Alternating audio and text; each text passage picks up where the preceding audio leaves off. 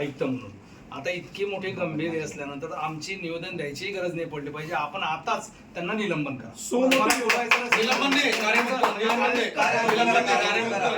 कार्यमुक्त करा, कारण जो स्वतःहून रायटिंग निर्लज्जपणे मान्य करतो आणि स्टॅम्पवरती लिहून देतो. तुम्हाला कोणाला विचारायची गरज नाही. आपण इथले बॉस त्यांना कार्यमुक्त केला. जोपर्यंत आपण कार्यमुक्त करत नाही तोपर्यंत आम्ही मुक्त नाही. आणि ही चौकशी आपल्याकडे पोलिसांमार्फत होऊ द्या. पोलिसांमार्फत काल खडसाहेबांनी मागणी केलेली आहे, तिच्यात पोलिसांकडे मागणी करायची. गुन्हा दाखल करा त्यांच्यावर. मला काही गोष्टी माहिती का नाही माहिती साहेब, पण अतिशय अतिशय मस्तीत आलेला माणूस. साहेबांना सर्व माहिती आहे.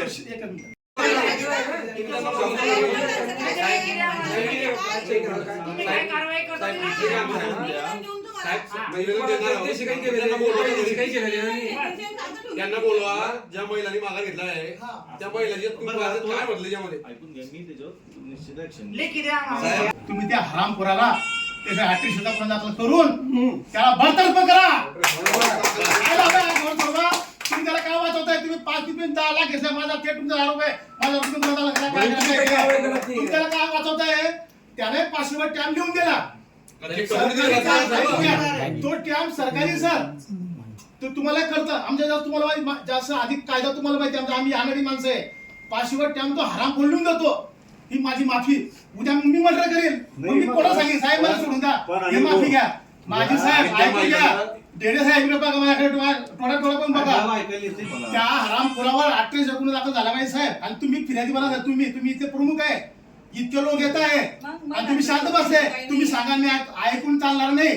ती काय कायदा काय महायुतीचं आमचं धोरण काय आहे, सरकारचं धोरण काय आहे की कोणत्याही अत्याचार व्हायला नको. हे तुम्ही जर लावली माझी गाईडलाईन सर संविधानाची या स्पष्ट म्हटले साहेब. माझी तुम्हाला रिक्वेस्ट आहे आणि विनंती आहे, मागणी सुद्धा आहे की त्या हरामखोराला सेवेतून डायरेक्ट बरतर्फ करा.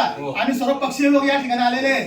आणि अध्यक्ष आहे. आमच्या महिलेवर असा अत्याचार होत असेल तर आम्ही ऍट्रॉसिटीचा गुन्हा दाखल करू.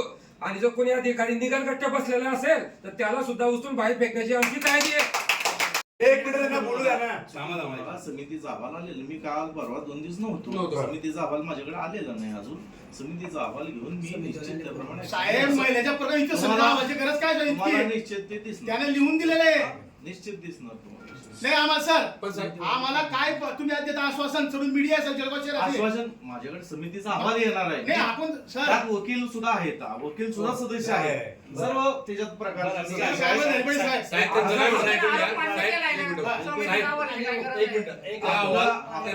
काय भावना आहे त्याप्रमाणे आणि अहवाल याचा विचार करून मी ऍक्शन सर आवाज समितीचा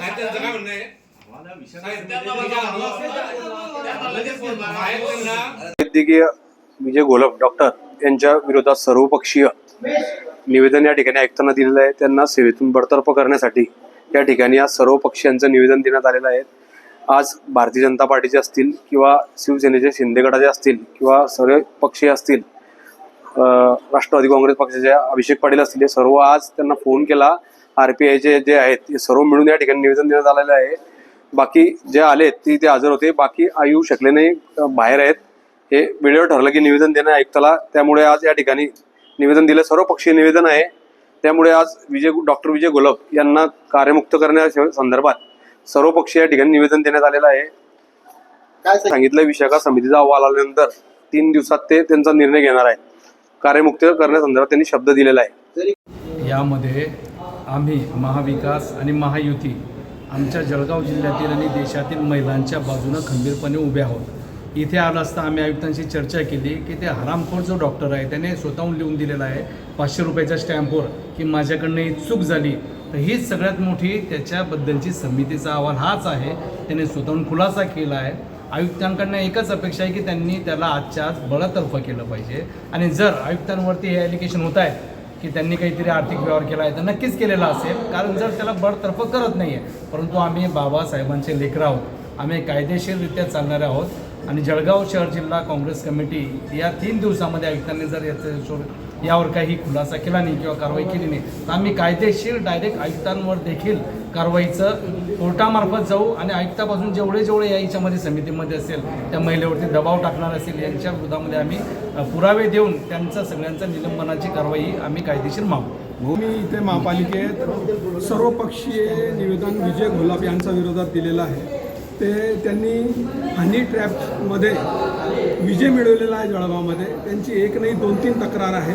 त्याची सखोल चौकशी झाली पाहिजे आणि त्यांनी ते 500 रुपयाच्या स्टॅम्प पेपरवर ॲक्सेप्ट केलेलं आहे. मग आयुक्तांनी समिती नेमणे हे चुकीचं आहे. त्यांनी आम्हाला आश्वासन दिलेलं आहे की 3 दिवसात त्याच्याबद्दल निर्णय घेऊ. नाही तो आम्ही सर्व पक्ष मिळून सोमवारी जर त्यांनी 3 दिवसात निर्णय नाही घेतला तर मंगळवारी सर्व पक्ष मिळून एक मोठं आंदोलन इथे करणार आहे आणि आयुक्ताला महापालिकेत बंदी घालणार आहे.